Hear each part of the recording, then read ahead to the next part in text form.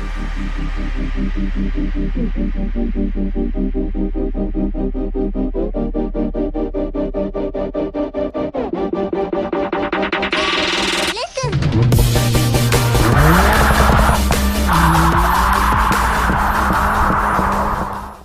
guys, welcome back to the channel. It's been a while, well, 2 weeks.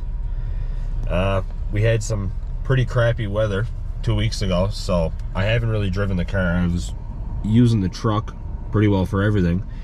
And then the last week, I've been stuck in the house with COVID. So me, the woman, the kids, we all had COVID, so I was stuck in isolation for the last 7 days. So this is the first day I actually get to use my car in 14 days or more. So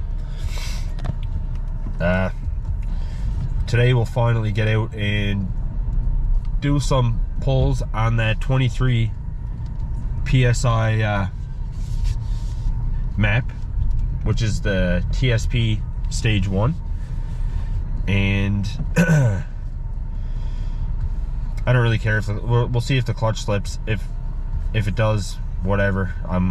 I just sold my supercharger that I had off my previous car, so now I'm going to pick up clutch, downpipe, intercooler, all that stuff. Probably gonna go with the CTR retrofit and everything that probably PRL has to offer right now. I'm gonna grab.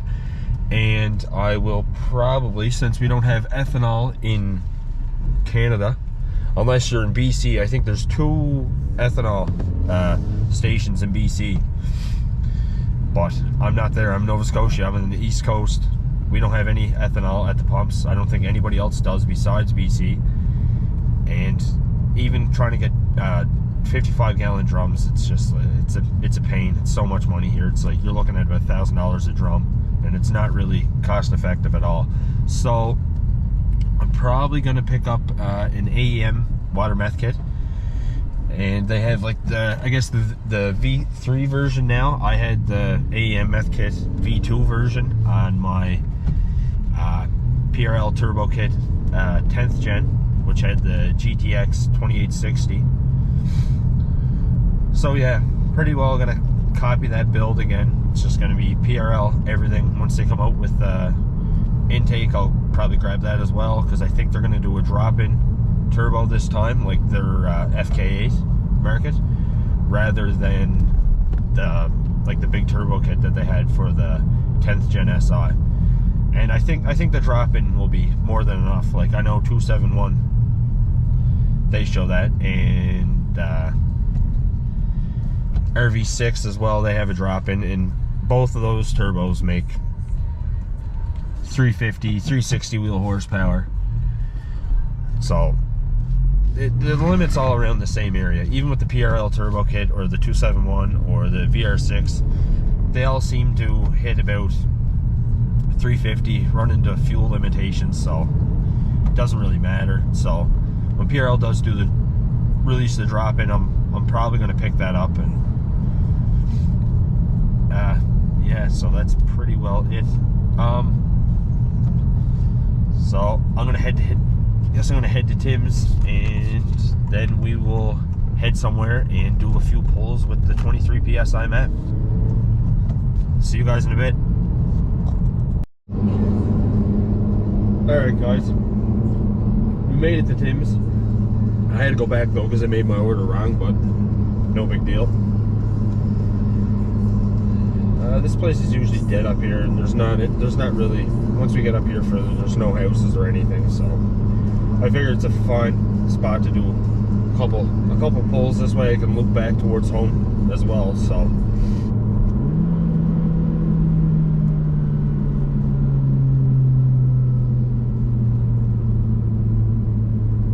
started like 3,000 seconds.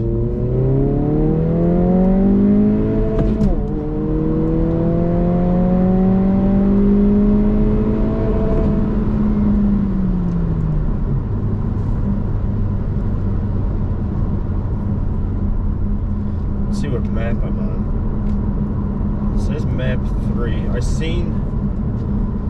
think 20 psi in third. Try that again. Not control assisted. Stayed at 0.49 the whole time, which is great to see.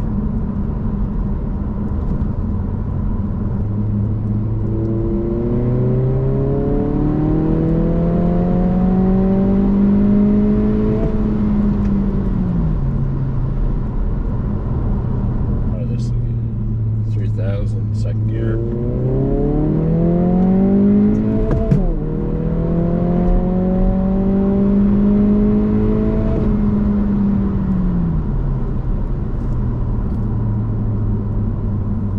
Flat foot shift that time, and I seen 24, 25 psi. So maybe it's just, I don't know, it could just be the fact where you're getting you're in boost in second, let off at a boost, back into boost. Where if you flat foot shifted, which I probably don't recommend that you do, your transmission will hate you, but it feels significantly quicker. Like, I know this turbo spools like pretty quick, it's only tiny, and it's mounted right to the head, but just off boost in second and then back onto boost in third, compared to just flat foot shifting it where you're in boost the whole time, it feels way better. Way better.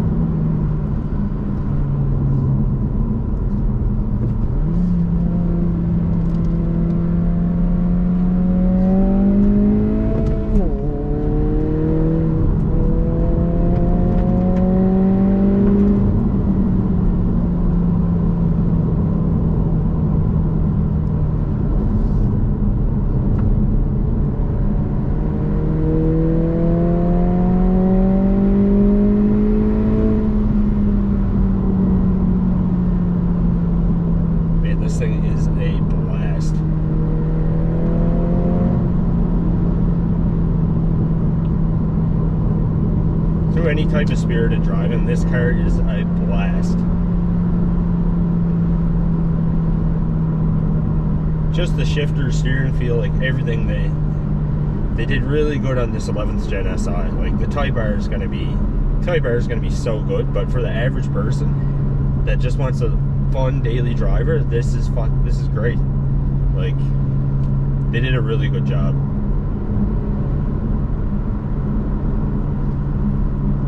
Super predictable and planted. Like, I know you're not trying to throw around like a 400 or 500 horsepower car, but like for a 200 some horsepower car, it's tons of fun. Tons of fun.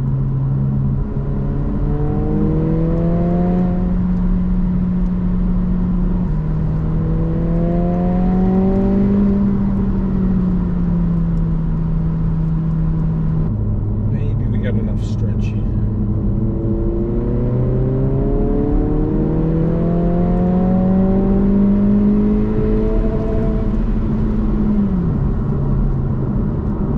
This feels great. It doesn't seem like there's any clutch slip, really. Like, on the initial, let me try that again. Like, the initial hit down low at like 3,000. I just want to take a look here where I can, all right, we're at nothing.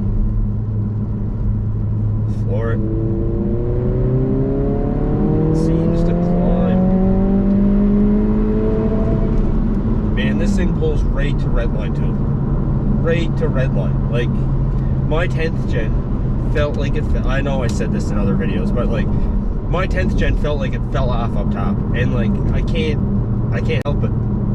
I don't know, I keep repeating it in every video that I do a pull in this car. That, like, it just surprises me that there's torque, it's pretty flat, and it just pulls like it's pulls right to redline. It doesn't feel any different. It doesn't taper. It isn't like you have that initial kind of pull back into your seat and then it tapers off like up top. It keeps that same pull throughout the whole rev range. Like, I'm curious to see what these turbos are gonna make for power, like on a full setup E30 send it, because I seen Derek made like, I think as high as 285, 290 maybe on a stock turbo, and I wouldn't be surprised if an 11th gen set up the same as that 10th gen. I wouldn't be surprised if this breaks the 300 barrier. I could be totally wrong, but I think where I know one of his customers made like 290, that the same setup in an 11th, I think the turbo has enough room in it to crack 300. I could be wrong. I could eat my own words, but if I had to guess, this should crack 300. I think anyway. It'll be nice to see once more people get these and see how they push them. We'll try second to third again.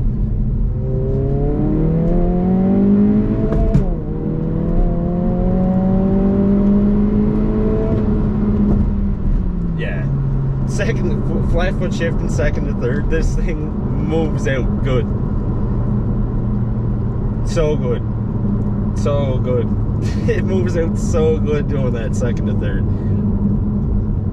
I know I definitely won't do first to second, try to flat foot shift first to second. There's no way. No way, Jose. Like, I'm not that ballsy to do that. I'll do second to third, third to fourth, that's fine, but like,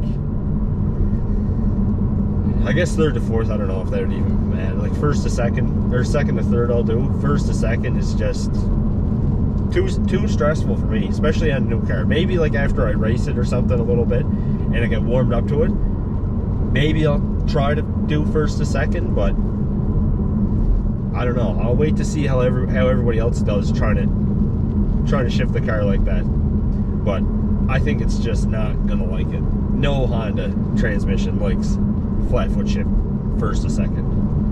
None of them. K series hates it. Maybe the B series more than anything, but like I know the 10th gen didn't like it. 10th gen didn't even like flat foot shift in second to third. And the first 1 to 2 was a no-go. That was, if you try to flat foot shift that was crunchy, or you get locked out. It was, could be the clutch too though, maybe getting the lockout from that. But I know E-Man's CMC would definitely help, but I don't know if he has anything like that out for the 11th. Just the CTR Retro. And I bet you the car shifts a lot better with the CTR Retro than the factory clutch. We got the gas light on now, so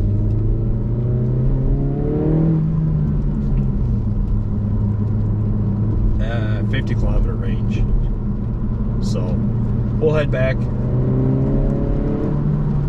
get some gas, and I'll follow back up with you guys. Alright, we'll do a second to third here. Alrighty, let's go.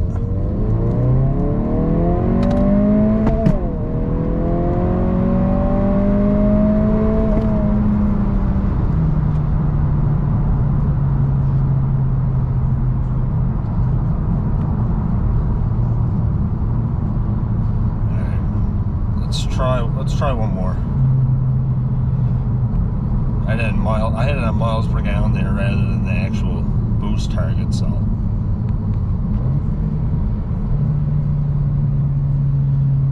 yeah, we actually have boost up, get down to like 3,000 RPMs.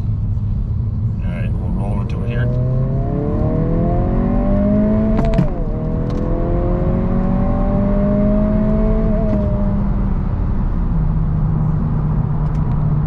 Feels excellent.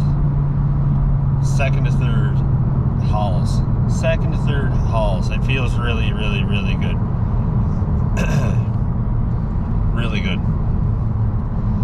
And this is on the TSP, like I said, stage 1 on the 23 PSI map. I know my clutch isn't going to like it for too long, but I'm not really worried about it. I'm going to pick up a clutch, full PRL bolt-ons, hopefully a meth kit, and we'll see where that takes us.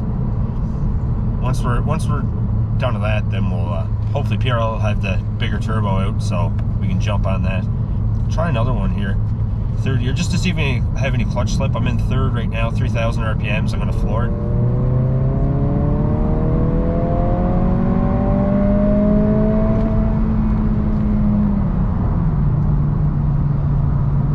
That feels fine. And after all of that, I'll let you take a look at this. I don't know if you can see it because of the glare or not, but knock control 0.55, and it was 0.56 after the second to third, and then it dropped down to 0.55 after just the third gear pull. So it stays below 0.6, and this is on the 91. Horrible quality in Canada. It's probably equivalent to like California grade 91. 91, 0% ethanol. It's garbage, honestly, but it is what it is. The car's happy. It's working good. The car, it feels great. Next video, I should have a few things coming up. I've been waiting for it since I ordered the car. I ordered the car in January. Well, I didn't order it. I bought the car in January, and when I bought it, I got in Honda's HPD kit in the deal, as well as wheels, tires, like the black OEM black Honda badges, stuff like that. So everything is here. Well, not everything's here. The black badges are here. The HPD badges are here. The HPD lip kit's here. I ordered a set of Extreme Contact Sport tires for the summer. They're here, and I ordered wheels from Enki, but they are still not here. So that's the only thing I'm waiting for right now. And my first few parts, I'm just waiting for the wheels to come in from Enki, and apparently they're going to show up between the 7th and the 20th. So anywhere in between there is when they expect them to arrive. So we'll see, because once I do the HPD kit and the wheels and tires, I want to grab a set of springs. So I know Michael at AxionIndustries, he recommends the TN springs, which is what he runs on his hatch. And it's not a crazy drop. I think it's like 1.4 all the way around, and I think it has, I guess they work a lot better for the 11th gen than like the D2 or anything like that. So probably gonna get a hold of him and get those ordered. And once that first round of parts, once the first round of parts come in and I get them on and I get the car all sorted out, then I'm gonna jump into the second round, which is gonna be bolt-ons. Like I said earlier, PRL front pipe, down pipe, PRL intercooler, the PRL's intake, if it's going to be out by then. Maybe I'll do the copy Michael, and maybe he can hook me up with the Cobra intake from the 10th gen, because I know there's a few changes he had to make it work, but that's an option. And after that, grab the meth kit and get the car tuned by Derek. Anyway, guys, thanks for stopping in, and make sure to like, comment, subscribe if you're not already subscribed. All that stuff helps. What's your plans for your guys' 11th gens, even 10th? If you're a 10th gen owner, it's pretty similar. Like, what do you guys have done? I mean, I don't know. I'm interested in everybody's build and their take on the build and the car. Like, what do they think about the car? What's your opinion on what suspension mods are the best? What are your preference for tires, wheels, PRL? Do you like PRL parts? Do you like RV6? Do you like 271? Like, I'm open to all of it, basically. Like, I'm just interested in your guys' feedback. That way, I can take that. Plus, I've dealt with PRL, so I have a good idea how they are. But like, if you guys have good experiences with someone else, like, mind giving another company a shot, right? I know 271 makes high quality parts. Like I said, RV6 makes high quality parts. So I'm interested in all those guys. They're doing big things for the 11th gen, 10th gen platform, so it's awesome to see. Anyway guys, I'll catch you on the next one.